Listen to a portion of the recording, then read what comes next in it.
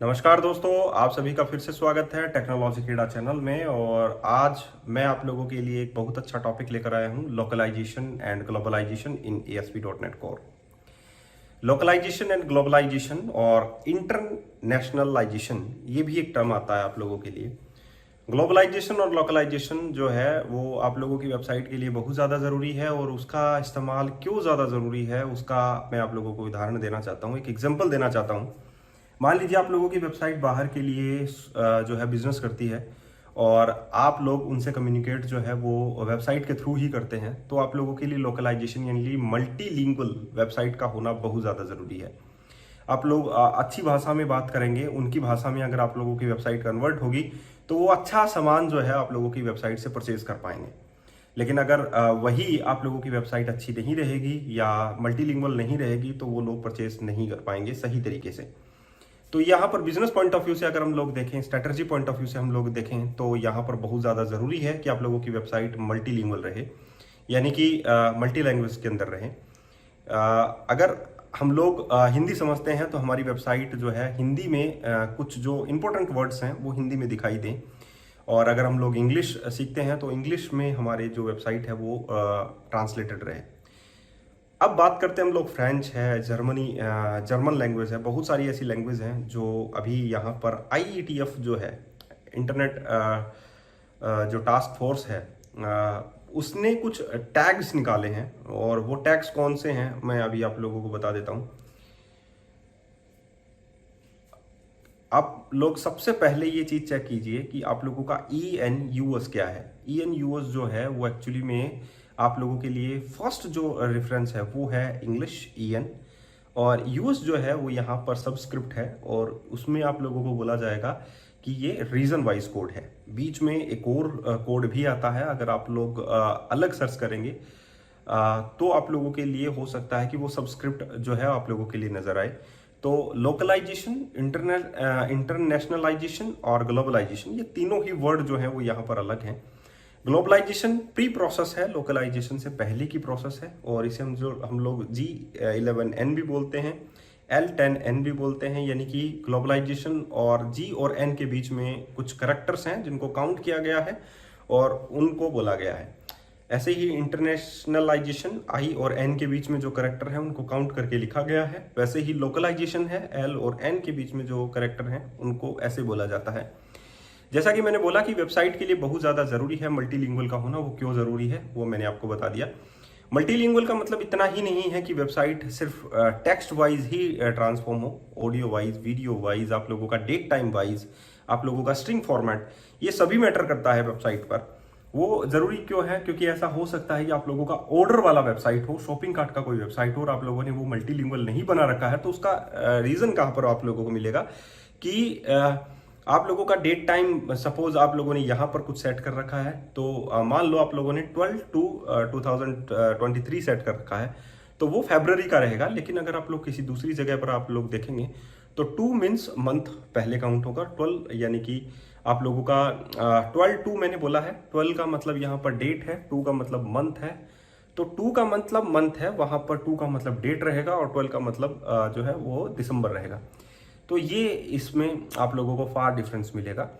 तो ऐसे ही आप लोगों का लोकलाइजेशन, ग्लोबलाइजेशन काम करता है, इंटरनेशनलाइजेशन काम करता है। ये पूरा डिटेल में हम लोग जो है कोड पेन पे सीखेंगे कि कैसे हम लोग कल्चर इन्फो को जाने, आई लोकलाइजेशन को जाने, और आई हम लोग रिसोर्स फाइल क्या होता है, रिसोर्स मैनेजर क्या होता है, बहुत सारी बातें हैं एक्चुअली में। तो मैं 1 बाय 1 आप लोगों को कोड पेन पे सिखाना चाहता हूं कि ये जो पूरा कॉन्सेप्ट है लोकलाइजेशन का, ग्लोबलाइजेशन का, ये कैसे होता है। जैसा मैंने बोला कि प्री प्रोसेसिंग जो टर्म्स होती हैं ग्लोबलाइजेशन है, जब ट्रांसलेट हो जाता है टेक्स्ट और आप लोगों को वेबसाइट पे दिख जाता है, तो दैट इज लोकलाइजेशन। और इन दोनों को मिलाकर इंटरनेशनलाइजेशन बना दिया जाता है। जो बीच का जो कॉन्सेप्ट है वो लोकलाइजेबल भी होता है, ठीक है। जो ग्लोबलाइजेशन और लोकलाइजेशन के बीच में काम करता है उसे लोकलाइजेबल भी बोला जाता है। तो इन सभी को मिलाकर इंटरनेशनलाइजेशन बनाया जाता है। और बहुत सारे, जैसे मैंने बोला, बहुत सारी बातें हैं जो इसमें कवर होनी है, तो मैं अच्छा तरीके से कोड पेन के ऊपर आप लोगों को समझा पाऊंगा। और मैं चाहता हूं कि आप लोग ये पूरा वीडियो देखिए, क्योंकि बेस्ट प्रैक्टिस के लिए ये वीडियो भी बहुत ज़्यादा ज़रूरी है आप लोगों के लिए। ASP.NET Core में मल्टीलिंगुअल का होना, जैसे मैंने बोला, बहुत ज़्यादा ज़रूरी है। दूसरा मैं आप लोगों के लिए बता दूं, 1-to-1 मेंटरशिप जो है वो स्टार्ट है। आप लोग जो हैं गूगल फॉर्म फिल कर सकते हैं। मैं आप लोगों को कॉल करूंगा, मैं आप लोगों को मैसेज करूंगा, मैं जो है तो इसमें आप लोग बेहतर तरीके का कोड बनाना सीखेंगे। मैं वेब एपीआई अभी कवर करूंगा, मैं अभी MVC कवर करूंगा। तो बेसिक में जो लोग सीख जाते हैं वो आगे एक स्टेप आगे बढ़ जाते हैं। उसके लिए मैं आप लोगों को अप्रोच करूंगा कि आप लोग वो स्टेप जो एडवांस में सिखाया जाता है वो भी आप लोग कवर करें।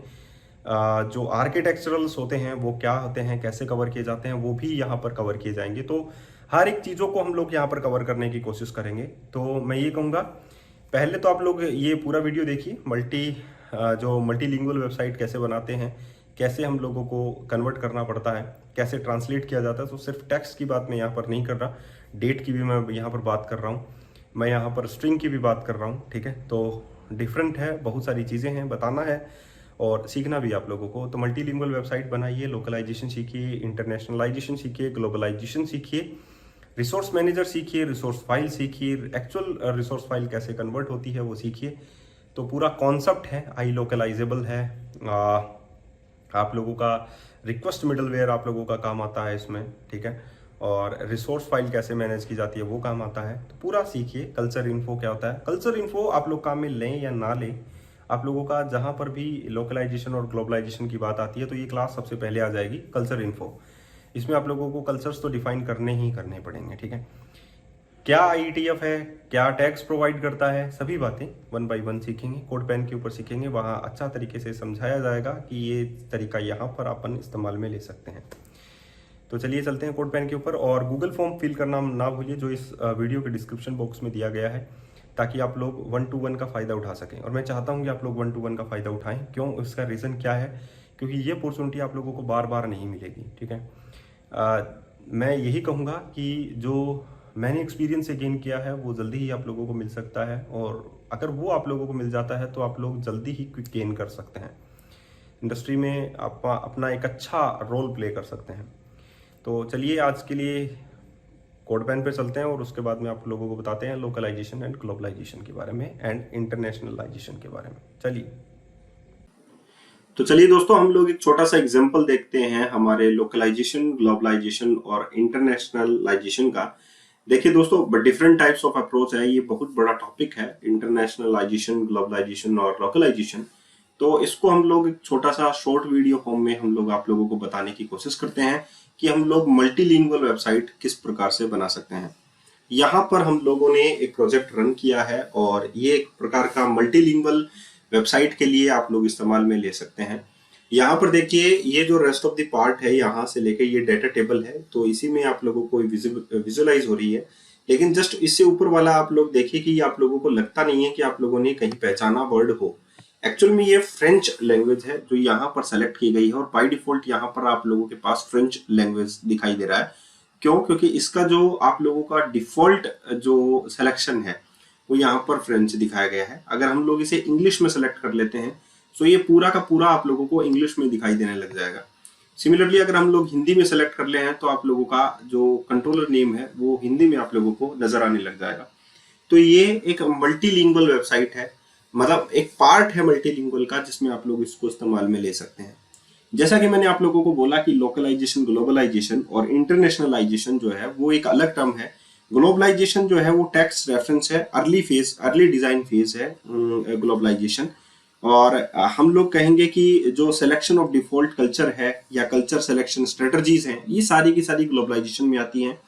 इसके बाद में हमारे पास लोकलाइजेशन आता है, जिसको हम लोग बोलते हैं कि, और इन दोनों के बीच में, ग्लोबलाइजेशन और लोकलाइजेशन के बीच में जो प्रोसेस होता है उसे हम लोकलाइजेबिलिटी भी बोलते हैं। तो ये बहुत बड़ा टॉपिक है। ग्लोबलाइजेशन को G11N कहा जाता है, लोकलाइजेशन को L10N कहा जाता है। यहाँ पर 10 और 11 इन बिटवीन जो नंबर्स आते हैं, जो करेक्टर्स हैं, वो टोटल नंबर्स ऑफ कहलाते हैं। इंटरनेशनलाइजेशन को I18N कहा जाता है, और इंटरनेशनलाइजेशन जो है वो ग्लोबलाइजेशन और लोकलाइजेशन दोनों को मिलकर बनता है। अब हमारे पास यहाँ पर डिफरेंट टाइप्स ऑफ देखिए IETF टैग हैं। जैसे अगर हम लोग इंग्लिश में देखें तो ENUS यहाँ पर हमारे पास टैग है, वो कल्चर इन्फो हमारे पास है। तो ईएन यूएस इंग्लिश यूज है, ईएन यहाँ पर इंग्लिश है और यूएस का इंग्लिश है, तो इसे हम लोग सबस्क्रिप्ट टैग कहा जाता है, आईईटीएफ लैंग्वेज टैग का, इन सभी को आईईटीएफ लैंग्वेज टैग कहते हैं, इंटरनेट इंजीनियरिंग टास्क फोर्स। जैसे कि बीएस लैटिन बीए है, तो बोस इसको हम लोग बीएस को बोस्नियन लैंग्वेज कहते हैं, लैटिन यहाँ पर सबस्क्रिप्ट होता है और बीए जो है वो रीजन बोस्निया है। तो यहाँ पर ये डिफरेंट टाइप्स ऑफ अप्रोच यहाँ पर काम में ली जाती है। तो ये यहाँ पर कैसे जो है वो कन्वर्ट हुआ, एक छोटा सा व्यू आप लोगों को मैं दिखाना चाहूंगा, और ये बहुत बड़ा टॉपिक है जैसा कि मैंने कहा। तो हम लोग अपने विजुअल स्टूडियो में चलते हैं और हम लोग ये देखते हैं कि इसके लिए हम लोगों को करना क्या पड़ेगा, ठीक है। तो एक्चुअली में हमारा जो व्यू है, जो हमारा इंडेक्स पेज है, एक्चुअली में हम लोग उस पर फोकस करते हैं। तो होम कंट्रोलर का जो इंडेक्स, ये दिस पेज है, हम लोग इसी पे चलेंगे। सबसे पहले व्यू पर चलते हैं हम लोग और होम कंट्रोलर पर चलते हैं और यहाँ पर इंडेक्स पेज को हम लोग रन करते हैं।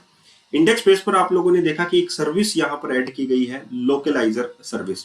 और ये लोकलाइजर सर्विस जो है वो एक्चुअली में आई व्यू लोकलाइजर है। अगर आप लोगों को व्यू रेंडर करना है लोकलाइजेशन, अगर आपको ये व्यू रेंडर करना है लोकलाइजर की फॉर्मेट में, तो आप लोग यहाँ पर ये यूज में ले सकते हैं, microsoft.aspnetcore.mbc.localization.iviewlocalizer लोकलाइजर। ओके, सो यहाँ पर आप लोगों को सिंपल यूज में लेना है @localizer, दिस वन @localizer, और यहाँ पर ये जो वेलकम वर्ड है, ये एक्चुअली में हम लोगों ने यहाँ पर कोटेशन में क्यों डाला है, इसका रीजन क्या है। यहाँ पर एक्चुअली में इसे बोलते हैं हम लोग की, और ये की वैल्यू फॉर्म में ही हम लोगों के पास एक फाइल होती है जिसे हम लोग बोलते हैं रिसोर्स फाइल। और मैं ये आप लोगों को दिखाना चाहता हूँ कि एक्चुअली में रिसोर्स फाइल जो है वो कहाँ पर हमारे पास ऐड होती है। ओके, सो तो हम लोगों ने यहाँ पर क्या यूज में लिया है, ये दिस लोकलाइजर यहाँ पर यूज में लिया है, और यहाँ पर ये वेलकम जो है वो की है। रिसोर्स फोल्डर के अंदर हमारे पास हम लोगों ने अलग ही एक अपना रिसोर्स फोल्डर रखा है, रिसोर्सेस जहाँ पर लिखा हुआ है।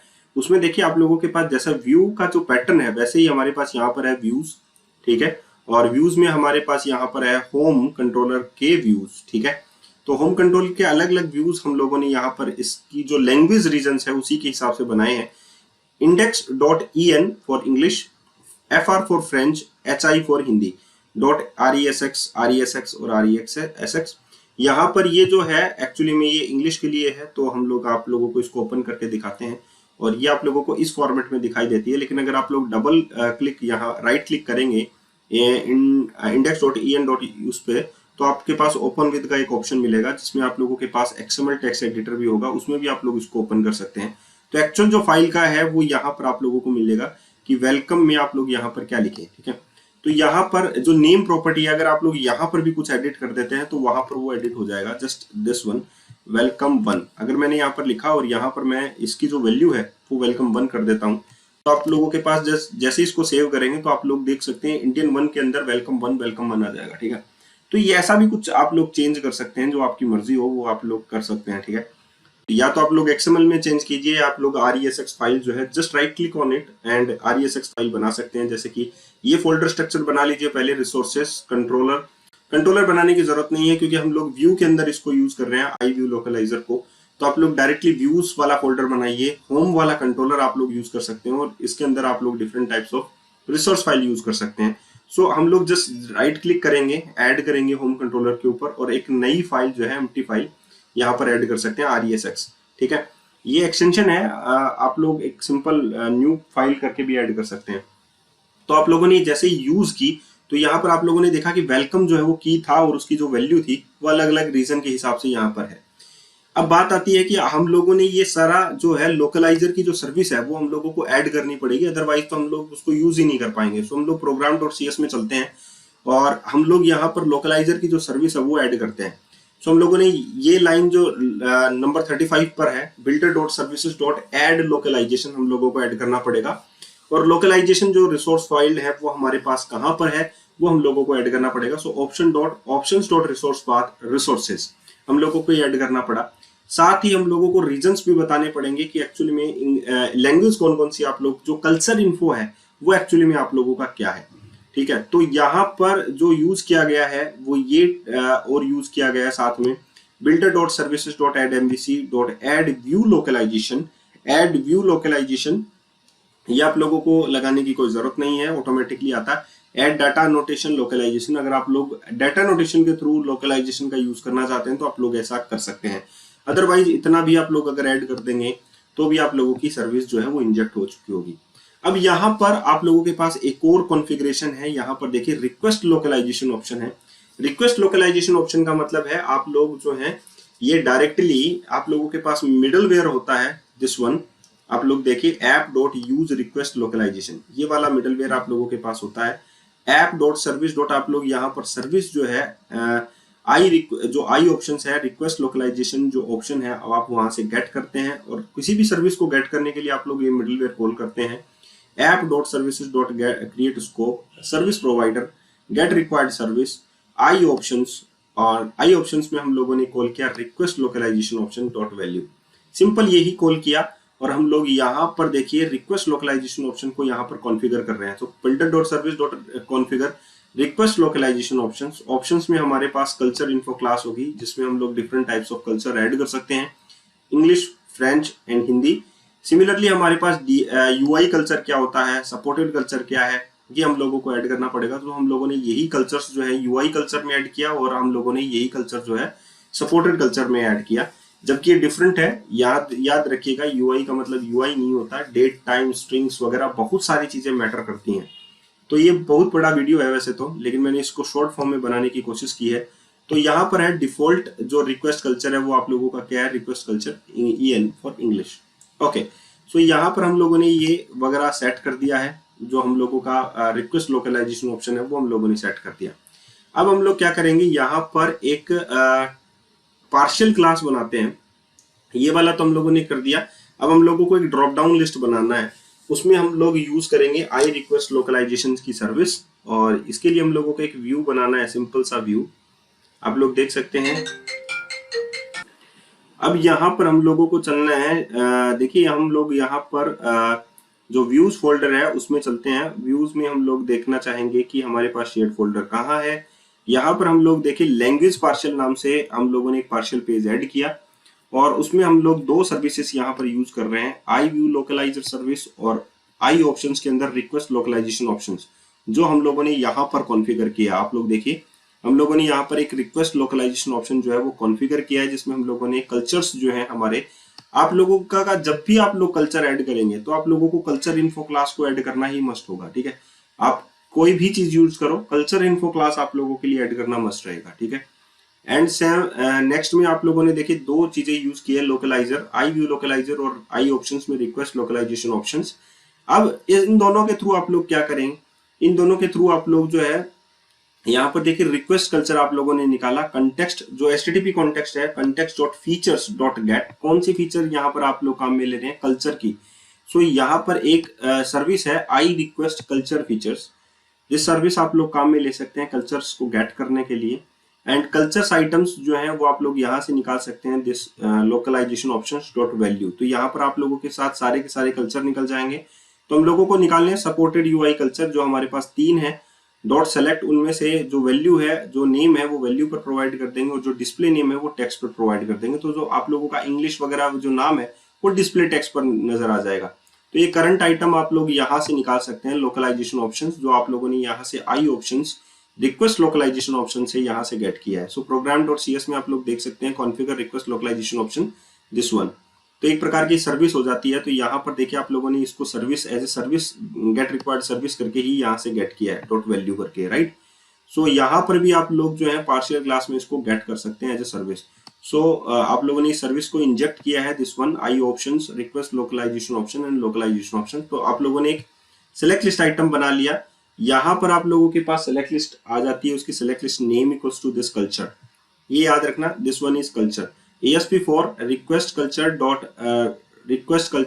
Dot UI culture dot name, ठीक है। तो आप लोगों के पास रिक्वेस्ट कल्चर दिस वन है, ठीक है, जिसमें आप लोगों ने आई रिक्वेस्ट कल्चर की जो सर्विस है वो काम में ली है। डॉट रिक्वेस्ट कल्चर निकल जाएगा UI कल्चर डॉट नेम, उसका UI कल्चर और नेम आप लोगों के पास आ जाएगा। ये ASP4 बन गया, जिसमें आप लोगों के पास जो है एक ड्रॉप डाउन जो है वो सिलेक्ट लिस्ट बनाएगा, लेकिन यहाँ पर वैल्यू आप लोगों की सेलेक्ट होकर चली जाएगी रिक्वेस्ट कल्चर के अंदर, ठीक है। ASP आइटम्स में आप लोगों के पास क्या जाएगा, दिस वन कल्चर्स आइटम। सो आप लोगों के पास वो जो EN FR और वो जितने भी हम लोगों ने ऐड किए हैं, फ्रेंच लैंग्वेज ऐड किया है, EN US हम लोगों ने ऐड किया है, और हिंदी हम लोगों ने ऐड किया है। सो ऑन चेंज के ऊपर हम लोगों का ये पूरा का पूरा फॉर्म जो है वो सबमिट हो जाएगा। सो ASP एक्शन कहाँ पे जाएगा, सेट लैंग्वेज, ठीक है। ये सेट लैंग्वेज आप लोगों के होम कंट्रोलर के ऊपर मैंने बनाया हुआ है, दिस वन सेट लैंग्वेज नाम से। अब यहाँ पर हम लोगों के पास क्या जाएगा, सेट लैंग्वेज के अंदर हम लोगों ने यहाँ पर देखो ASP राउट रिटर्न URL, साथ में हम लोगों ने रिटर्न URL सेंड किया है जिसमें context.request.path चला जाएगा, ठीक है। कंटेक्स्ट मतलब HTTP कंटेक्स्ट और request.path मतलब सेम पाथ जो भी रिटर्न URL का रहेगा, मेथड पोस्ट में चल जाएगा। लेकिन साथ में हम लोगों के पास ASP4 आइटम्स में भी ये UI जो कल्चर है वो भी इसमें साथ में जाएगा। तो होम कंट्रोलर में आप लोग देख सकते हैं यहाँ पर स्ट्रिंग कल्चर है और स्ट्रिंग URL रिटर्न URL। तो रिटर्न URL तो आप लोगों का कहाँ से जाएगा, दिस वन आप लोगों ने यहाँ पर भेजा है रिटर्न URL तो सेम पाथ के ऊपर, और साथ ही आप लोग यहाँ पर भी सेंड कर रहे हैं दिस वन, आप लोग देख सकते हैं कल्चर। सो कल्चर जो है वो एक्चुअली में आप लोगों का जो एक्चुअल में फॉर्म है, जैसे कि इसका जो नाम है वो हम लोगों ने कल्चर भेजा है, तो ESP4 से कोई मतलब नहीं रहेगा, नेम जो वैल्यू है वही जो हम लोग यहाँ से सेलेक्ट करेंगे वही फॉर्म में चली जाएगी। सो होम कंट्रोलर पर चलते हैं और आप लोग देखें कि response dot cookies dot append में यहाँ पर डिफॉल्ट कुकी नेम सेट किया गया है, default cookie request culture provider dot default cookie name, cookie request culture provider dot make cookie value request culture culture, cookie options expiry this add years and local redirect return URL। So same path पर आप लोगों का copy हो जाएगा। सो आप लोग देखें कि इसका जो रिजल्ट है वो आप लोगों को कुछ इस टाइप से दिखाई देता है। जब हम लोग इस पे इंग्लिश पे सेलेक्ट करते हैं तो ये सेम पाथ जो रिटर्न URL का यहाँ पर बनता है उसी पर ये आप लोगों को फ्रेंच वगैरह दिखा देता है, राइट, हिंदी वगैरह दिखा देता है। तो इस टाइप से आप लोग पूरा का पूरा कल्चर सीख सकते हैं कि एक्चुअली में ये वैल्यू कैसे रेंडर हो रही है, कैसे हम लोगों ने कुकीज के अंदर वैल्यू सेट की है। तो पूरा एक मल्टीलिंगुअल अगर आप लोगों को वेबसाइट बनाना है तो आप लोग मुझसे कांटेक्ट कर सकते हैं। ये फॉर्म जो है आप लोग फिल कर सकते हैं और डिफरेंट टाइप्स ऑफ अप्रोचेस आप लोग यूज में ले सकते हैं। तो एक वेबसाइट के अंदर बहुत सारे ऐसे पार्ट होते हैं जो आप लोगों से हिडन रखे जाते हैं, तो आप लोग सीखने में आप लोगों को प्रॉब्लम होती है, तो वो पार्ट मैं सिखाता हूँ और मैं बहुत सारी चीजें भी बताता हूँ। तो हर बार एक नया कोर्स स्टेबल होता है, आप लोगों को बहुत अच्छा कंटेंट मिलता है। मैं यही ट्राई करता रहता हूँ कि आप लोगों को कैसे अच्छी तरीके से चीज़ों को सिखाया जाए। तो आई होप आप लोगों को ये वीडियो देखकर भी मजा आया होगा, आप लोगों को कुछ सीखने को मिलेगा। तो आप लोग ज्वाइन कर सकते हैं, गूगल फॉर्म फिल कर सकते हैं और आप लोगों को एक अच्छा कंटेंट आप लोगों को डिलीवर किया जा सकता है जिससे आप लोग अच्छी तरीके से प्रोग्रामिंग करना सीख जाएंगे। आज के लिए इतना ही, फिर मिलते हैं एक अच्छे से नए वीडियो के साथ। धन्यवाद।